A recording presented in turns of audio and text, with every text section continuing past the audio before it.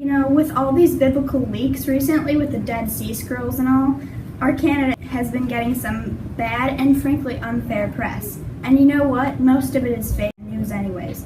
Mr. Abraham did not in any way force Hagar to do anything against her will. She was practically begging to have a kid with him. Anyways, I think it's only fair that we at the Abraham administration expose some of these loser candidates. And we've got a very reliable source of information, so prepare to hear the truth behind these Jesus-loving prophets. How about we start with good old Moses? Moses wasn't loyal to God. He constantly cheats and forgets about the covenant that he was responsible for preserving. Reliable? You decide. By the way, the speech impediment excuse doesn't work on me, Moses. Maybe if Ramses and Bithia actually decided to take you to speech therapy, like responsible parents, you wouldn't have this issue.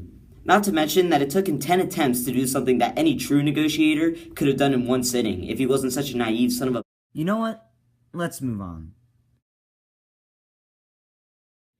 And now to David. Mr. Break Into Your City Like Kool-Aid Man would not be the best choice. All I see is a crossover between Raheel Sharif and Harry Styles meets perverted man who has a bathtub fetish. Great in concept, but horrible in practice.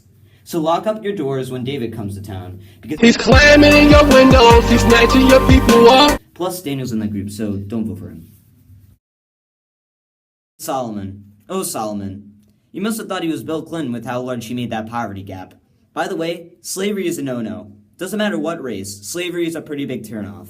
In that hundreds of wives and mistresses thing, I don't know about you, but I don't think God was too crazy about polygamy.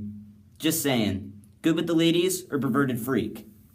Not to mention, his idea of sharing includes brutally destroying whatever it is so that no one can have it unless they work it out themselves. Now where does that leave Abraham? Let's see. He embraced God's covenant and was the father of Judaism, Christianity, and Islam. He was a faithful servant and did everything God asked, even if it meant sacrificing his own son. There were a few minor bumps along the way, but we don't talk about those because him and God are BFFs. And who couldn't ship those two? The bond between God and Abraham is one of the strongest written about in the Old Testament. So don't wait, comrades. Join the fight. Long live the Holy Land, and long live Abraham, the father of Judaism, Islam, and Christianity.